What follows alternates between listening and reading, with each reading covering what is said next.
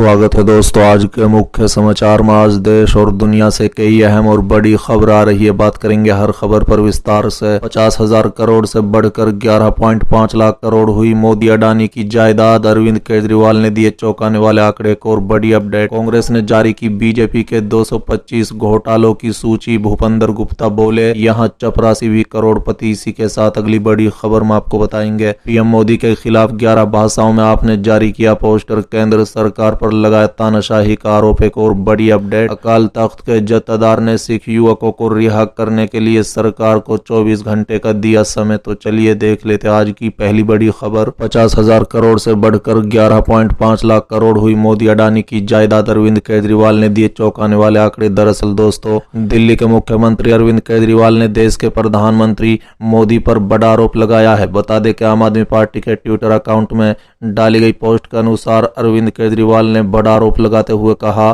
कि 2014 से मोदी अडानी की जायदाद 50,000 करोड़ से बढ़कर 11.5 लाख करोड़ हो गई है। साथ ही उन्होंने कहा है कि देश की आज़ादी के बाद 1947 से 2014 तक सारी सरकारों का देश पर कर्ज 55 लाख करोड़ था, जो कि 2014 से 2023 मात्र 8 साल में ये बढ़कर 85 लाख करोड़ हो गया है। बता दें कि केजरीवाल ने सवाल उठाया कि आखिर ये पैसा कहाँ गया। उन्होंने कहा है कि जाहिर है ये पैसा जनता की जेब से पहले अडानी की जेब में गया और फिर अडानी की जेब से मोदी की जेब में गया। बता दें कि इसके साथ ही एक अन्य ट्वीट में आम आदमी पार्टी ने आरोप लगाया कि पीएम मोदी श्रीलंका गए। अडानी के पवन ऊर्जा परियोजना देने के लिए राष्ट्रपति राजपक्षे पर दबाव डाला। बांग्लादेश और इजराइल में भी ऐसा ही हुआ। यह अडानी के लिए नहीं था, ये उनके लिए था। अडानी सिर्फ मोदी के मैनेजर हैं। बता दें कि सीएम अरविंद केजरीवाल ने पीएम मोदी की संपत्ति विस्तार पर चौंकाने वाला तथ्य रखे। चलिए अगली खबर। कांग्रेस ने जारी की बीजेपी के 225 घोटालों की सूची। भूपेंद्र गुप्ता बोले यहाँ चपरासी भी करोड़पति। दरअसल दोस्तों, मध्य प्रदेश विधानसभा चुनाव से पहले कांग्रेस ने सत्तादल भाजपा को चौतरफा घेरने की तैयारी कर ली है। बता दें कि कांग्रेस ने भाजपा शासन के दौरान हुए भ्रष्टाचार की एक लिस्ट जारी की है। कांग्रेस नेता भूपेंद्र गुप्ता ने यह सूची जारी करते हुए कहा कि भाजपा ने लोन लेकर घोटाला किया है। बता दें कि मध्य प्रदेश कांग्रेस ने बीजेपी शासनकाल के भ्रष्टाचार की पूरी सूची जारी की। इस सूची में कांग्रेस ने भाजपा सरकार के 225 घोटालों को गिनाया है। बता दें कि कांग्रेस विधायक कुणाल चौधरी और वरिष्ठ प्रवक्ता भूपेंद्र गुप्ता ने यह सूची जारी करते हुए आरोप लगाया कि बीजेपी के 215 महीने में 225 घोटाले हुए हैं। सरकार लगातार कर्ज लेती है और कर्ज का ये पैसा भ्रष्टाचार में उड़ाया जा रहा है। कांग्रेस प्रवक्ता भूपेंद्र गुप्ता ने आरोप लगाया कि प्रदेश में भ्रष्टाचार की स्थिति यह है कि प्रदेश के चपरासी से लेकर बाबू सतर तक के कर्मचारी पर छापे डलते हैं तो उसकी संपत्ति करोड़ों में निकलती है। बता दें, कांग्रेस प्रवक्ता भूपेंद्र गुप्ता ने भाजपा सरकार पर आरोप लगाया कि प्रदेश में भ्रष्टाचार की स्थिति यह है कि प्रदेश के चपरासी से लेकर बाबू सतर तक के कर्मचारी पर छापे डले तो उसकी संपत्ति करोड़ों में निकलती है। टीआई सतर के पुलिस अधिकारी को 100 करोड़ का आसामी माना जा रहा है। प्रदेश में जिस तरह से घोटाले हो रहे हैं उससे प्रदेश देश में शर्मसार हो रहा है। उन्होंने उज्जैन के केंद्र भोरघाट जिले में हुए 13 करोड़ के जेपीएफ घोटाले मामले का जिक्र करते हुए कहा है कि यहां अधिकारी सरकारी कर्मचारियों का ही जेपीएफ का पैसा लूट रहे हैं। बता दें कि कांग्रेस प्रवक्ता भूपेंद्र गुप्ता ने आरोप लगाया कि प्रदेश में आयुष्मान कार्ड के नाम पर कई अस्पतालों में जमकर फर्जीवाड़ा हुआ है। मामला सामने आने के बाद कई हॉस्पिटल के रजिस्ट्रेशन निरस्त किए गए।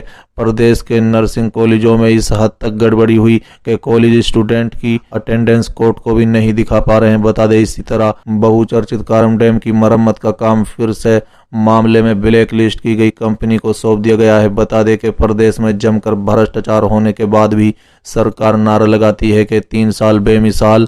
कांग्रेस द्वारा जारी की गई भ्रष्टाचार की सूची में ई टेंडर घोटाला, इंदौर का हितग्राही धन घोटाला, नीमच जमीन लीज घोटाला और अन्य घोटालों की सूची कांग्रेस ने जारी की। चलिए अगली खबर। पीएम मोदी के खिलाफ 11 भाषाओं में आपने जारी किया पोस्टर। केंद्र सरकार पर लगाए तानाशाही का आरोप।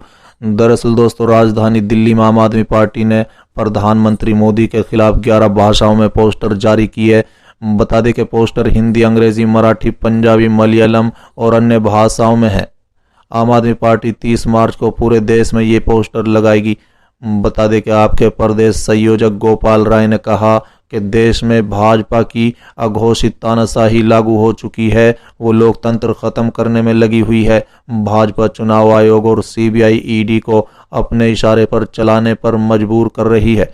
बता दें, उनका काम केवल विपक्ष के नेताओं के ऊपर फर्जी मुकदमे चलाकर जेल के अंदर बंद करने तक सीमित रह गए हैं। साथ ही गोपाल राय ने कहा है कि न्यायपालिका को भी कंट्रोल करने की कोशिश हो रही है।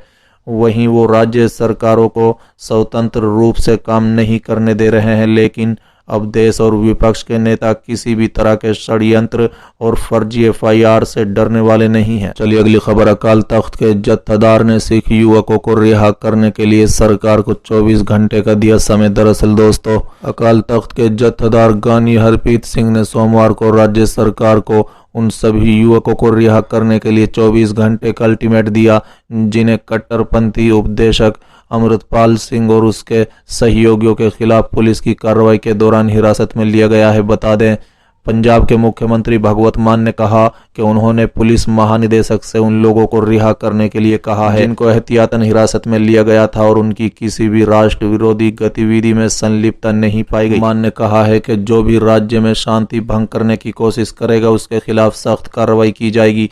जत्थेदार ने पुलिस कार्रवाई के दौरान कुछ लोगों पर राष्ट्रीय सुरक्षा कानून यानी रसूख लगाने के लिए राज्य सरकार की निंदा की। सिखों की सर्वोच्च पीठ अकाल तख्त के जत्थेदार ने यहां सिख संगठनों, बुद्धिजीवियों, सिख वकीलों, पत्रकारों, धार्मिक और सामाजिक नेताओं की बैठक बुलाई है, जिसमें 18 मार्च को अमृतपाल के नेतृत्व वाले संगठन वारिस पंजाब देश से जुड़े लोगों के खिलाफ कार्रवाई के बाद पंजाब के मौजूदा हालात पर चर्चा की गई।